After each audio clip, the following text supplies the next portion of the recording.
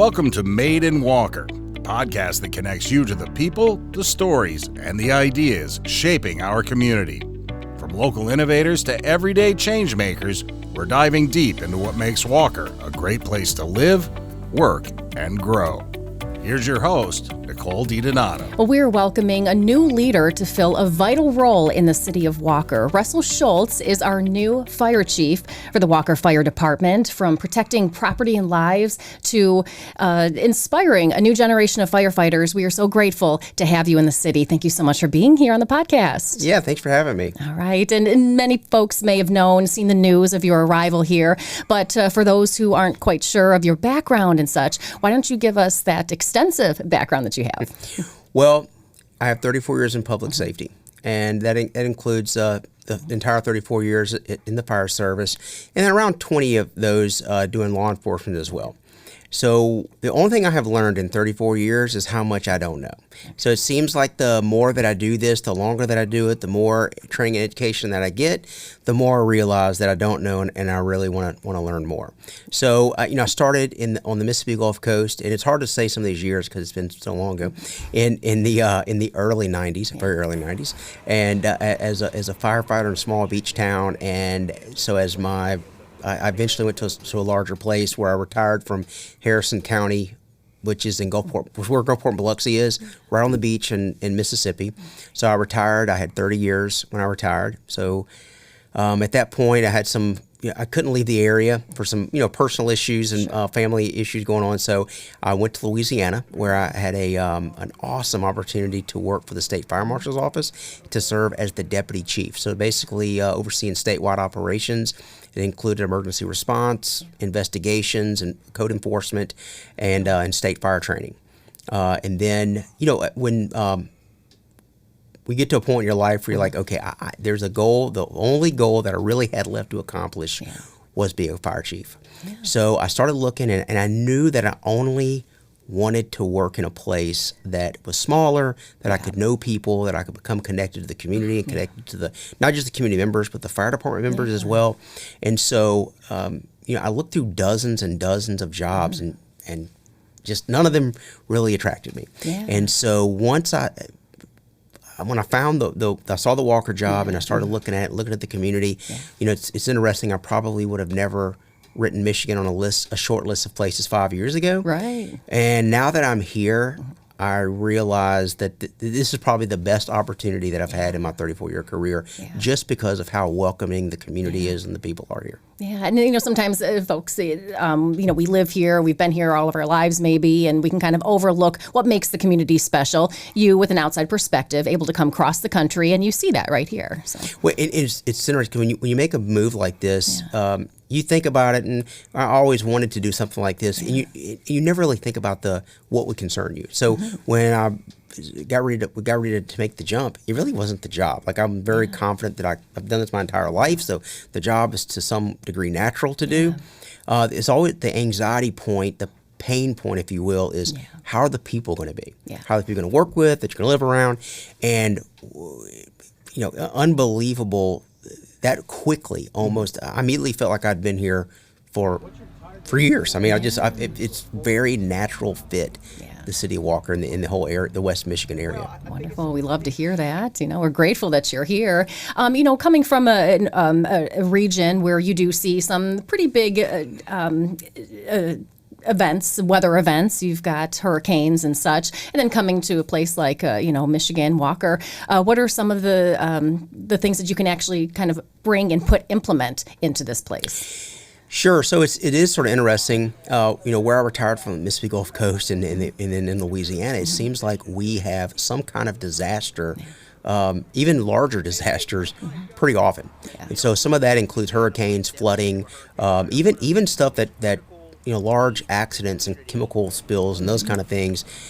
So What that does for your community and for your agency is it keeps you sort of on your toes. You realize that when you do this training, it can happen, because it does happen. Yeah. Then when you come to a place, thankfully, that doesn't experience as many disasters, what you have to be able to do is work into the system is not allow complacency to get into the community. And it's not just the agency, it's the community members. Yeah. So when they hear things about preparedness, about checking your smoke detector, or making sure you have a disaster readiness bag, and those kind of things. Yeah. Well, I've never had to use one, so why would I need to make sure that all this stuff is there? Mm-hmm. Well, I can tell you from a place that does have these kind of issues, if you don't and you get caught off guard, it can be pretty challenging if you're not ready. Yeah, I can only imagine that. And you are very big on preparedness and outward safety for the community and stuff, and education as well. You've been through a few calls already, and fire safety, being prepared, smoke detectors. That's really big on your radar. Yeah, it's interesting as you go through your career. So when you first start out doing this, really what you're enamored by are the calls, the excitement, the adrenaline, and sure, that's when you first start. But as you go through your career and you spend decades seeing people lose everything that they have, and in some cases lose their life because they're not ready, then now as a fire chief, I can tell you that my focus is community risk reduction. Okay. Our goal is to reduce the risk where we don't have those calls in the community. We don't have preventable, there's sometimes just things occur. Yeah. But a lot of these disasters, or a lot of these fires and these type of things, are preventable. And maybe if you can't prevent the actual event from occurring, we can prevent some of the loss. And so things like a smoke detector, just having a smoke detector, I unfortunately have been on many dozens of people have lost their life in fires. I have yet to be on a fatal fire that had a working smoke detector where the people were not disabled. Okay, wow, so very important. And you've already done some messaging. You get that out through social media. That's a big one as well. What are some of the goals that you have for the city of Walker's Fire Department, especially coming here? Sure. Well, one of the goals is, like I just alluded to, we want to expand our community risk reduction, not just fires. So you look at things like CPR. In communities that have very aggressive public CPR campaigns, we know that when someone has a heart attack or someone stops breathing in a public place, that their chance of survival in some cases can be triple if the community knows CPR. Wow. And so we actually have a group of people, a group of our members are signed up in October to go to CPR instructor training rather. Right. And we want to start late in the fall, in the winter, having community CPR classes. Wow. Anything we can do to better prepare the community to take care of itself until we arrive. It's a team approach, and it starts the second something happens. So community risk reduction is a huge focus of ours, and we're going to continue to expand that. On the firefighting side, on the fire suppression side, expanding our staffing so that we're a combination fire department. What that means is we've got a couple different models of staffing that provide service to the community. One of which is our paid on call members. These are people that have regular jobs, not at the fire department, but they give tremendous time to the community to prepare, to train, and to go to calls. Yeah. And that happens in the middle of the night while we're asleep, getting ready for our job the next day. These folks are out there giving their time to go to emergencies, and then have to go to their job the next day. Right. So to help them, we're going to put career staff in the fire stations starting October the 4th. Okay. We'll have two at two of our 3 fire stations, and then over the next couple years, our goal is to expand those numbers to reduce the burden on the paid on call staff. Yeah, wonderful, and that is something that they really do step up. They give a lot from themselves, and it is a big sacrifice. But folks like that are still needed. Yeah. That's been one of the most impressive group of people I've met since I've been here, and they don't say no. So whatever the task is, whatever the question is, the answer is yes from them. Yes, and they work hard, and I think that was one of the things that we saw during your interview too. Is you're just pumping up the fire department. What they do is important. The work that they do, and just kind of reminding them that they're crucial for this community. Well, it's always interesting when you talk to people before and then you talk to people after they need the services of the fire department. Most people honestly don't think about the fire department. It's there and but they don't think about it until they really need it. I had a personal experience which was sort of interesting. There's a guy out there named Brandon LaFontaine who is now a lieutenant with the fire department of the Mississippi Gulf Coast. Yeah. Well, he was my first pediatric cardiac arrest save. He got electrocuted when he was 7 years old, and his mom, who I'm staying in contact with them, but his mom told an interesting story that she actually would pass the fire station and see people working out and grilling out. And she's like, "What are they doing there? They're working out." And then here it is. A couple months later, she calls 911. We arrive where I come from. We're paramedics, and we resuscitated her son. And she's like, I never thought about the fire department until I really needed it. And so we want to do as a fire department, we want to make sure people know that we're here 24/7, whatever the problem is. It doesn't have to be a fire. It could be a medical call. You could be trapped in a car, a flood. We've got the resources, we have the training, and we're here to provide the service to the community. Yeah, and what do you think you want people to know about the men and women behind the Walker Fire Department? Maybe any misconceptions, but just so that they know these are who are in their community. Yeah. Well, once again, like I said before, I was beyond impressed with the quality of people that are here serving the citizens of Walker. It's not just the fire department. The fire department is unbelievable, but we work with the police department. The collaboration between the police and fire, unbelievable. When you go to the public works department, and a lot of people, they see fire trucks and police cars, but they don't realize that when they get those services, there's maintenance people that are taking care of the vehicles. There's human resources people that are making sure the fire and the police and all these people are trained or are hired appropriately and they're paid and all of those things that they need. So there's this massive network of folks behind the scenes that make sure the community gets the services they need. We've been very fortunate to have, in my short time here, a great relationship with the city commission and the mayor. Everybody wants the community to have the services they need, even though you may not even know what you actually need yet, right? But when the time comes, those services are there within a couple of minutes. Yes, I know that is one of Mayor Carey's big pillars is public safety. It's very important to our community. They really respect the men and women in red and blue. So that is something that's very important to our community.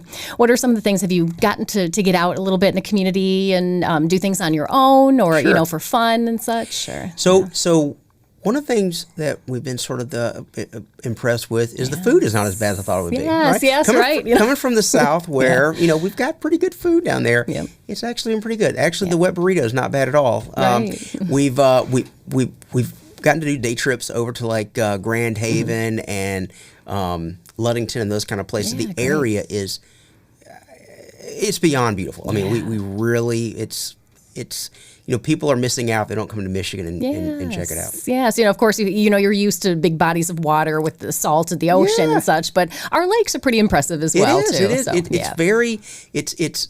it's way more impressive than I thought it was going to be. Yes, all right. It's awesome to hear that. And winters, you're no stranger to winters. I believe you were even mentioning when we were talking off camera that down south you guys had to go through a blizzard just recently. We actually had a blizzard this past January. And my time in the military, I actually they would send us to Alpena, Michigan, or Volkville, Wisconsin. I can tell you that Alpena is much prettier than Volkville, Wisconsin. Yes, I lived there. I know. Yeah, it is. It's impressive. Very pretty. And actually, one of the big draws for coming up here is actually getting 4 seasons and not having 4 months of 110-degree heat indexes. Yes. That will be something that you and your family will be welcome to have. So anything that you're looking forward to do in winter that you may have not had a chance? Great. I've done it in Colorado. Yep. That is something that we're very excited about, snowmobiling. All right. Well, wonderful. We hope we have a good winter for you guys in order to take advantage of that. So if there are some folks before we leave who are interested in wanting to step up and see what it's like to become a firefighter, paid on call firefighter, what are the process to go through that and how can they get involved? Yeah. Sure. So we have those. We have positions open right now through the middle of the month, through middle of August. It's an application process, and then after that, for the paid on call, there is a residency requirement that you live 3.5 miles from one of the fire stations, one of the firehouses. Which anywhere in Walker, you're 3.5 miles from one of the firehouses. And then once you do that, we bring people in, tell them exactly what to expect from the position. It's not like it is on TV. It's very different, actually. Yeah. And so we spend some time going over the reality of that job. They have to take a physical abilities test and background check and those type things, and then they go to the fire academy. We pay for them to go. We pay them and pay for them to go to the fire academy. It actually starts the last weekend of October. And so the other good thing about the paid on call, if you're interested in doing it as a career, it's a great chance for you to get a glimpse at the reality of the job and say, yeah, this is for me, or no, this is not really for me. We have been very fortunate to hire most of our folks from the paid on call staff. We all get to try each other out. We get to sort of see if we're all a good fit for one another. And I feel like that is a huge benefit of the paid on call program, is allowing people to get in and take a look at the business, let the business take a look at them and see if it's a good fit. All right, well, wonderful. We're very excited to have you.